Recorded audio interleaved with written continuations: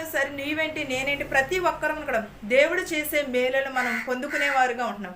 దేవుడిచ్చే అనుగ్రహము, దేవుడిచ్చే కృప మనపైన ఉన్నంతసేపు కూడా ఏ శాతాను శోధనుడు ఏది వచ్చినను కూడా మన దరికి రానివ్వదు.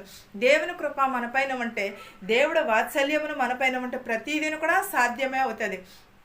ప్రతి ఒక్కటిని కూడా మన గాఢంధకారపు లోయలలో ఉన్నను కూడా దేవుడు కాచి కాపాడుతాడు.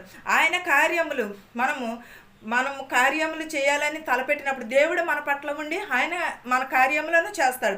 ఆయన వాత్సల్యమును చూపేవాడు కానీ వాత్సల్యత తోసివేసేవాడు కాదు. ఆయన మనపైన మహిమను కుమ్మరిస్తానని చెప్పుచున్నాం. అవి పొందుకునేవారు దేవుని వాగ్దానం చేస్తున్నాడు, మనకి సెలవిస్తున్నాడు. ఏమని? మీరు చేయబోయే ప్రతి పని యందును కూడా నేను తోడై ఉంటాను. మోషేకు తోడై ఉండినట్లు మీకును కూడా నేను తోడై ఉంటానని అంటున్నాడు. ప్రతి ఒక్కటి కూడా దేవుడు మనపైన ఆయన వాత్సల్యము మనపైన ఉన్నది. మనం ఏం చేయాలంటే మనము ప్రతిదీ కూడా దేవునితో వాత్సల్యము మహోన్నతమైనది.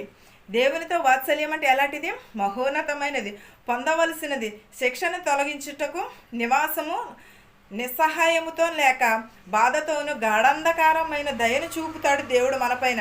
ఎలాగ వాత్సల్యము చూపుతాడు? ఆయన గాఢంధకారము బాధలో ఉన్నా కూడా ఆయన గాఢమైన కృప మనపైన చూపుతాడు. నీవు పశ్చాత్తాప పడినప్పుడు, దేవుని చుట్టూ దేవుని వైపు నువ్వు తిరిగినప్పుడు ఏం చేస్తాడు? ఆయన వాత్సల్యము మనకును మన బిడ్డలకు కూడా ఆయన వాత్సల్యము చూపుతానంటున్నాడు. నీ ఎడల చూపిన మహోన్నతమైన అనేకమైన కార్యములన్నీ కూడా చేస్తానని చెప్పుచున్నాడు.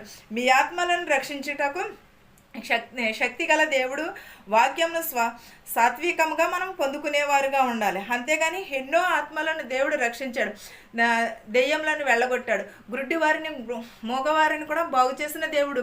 మనకున్న శోధనలు, వేద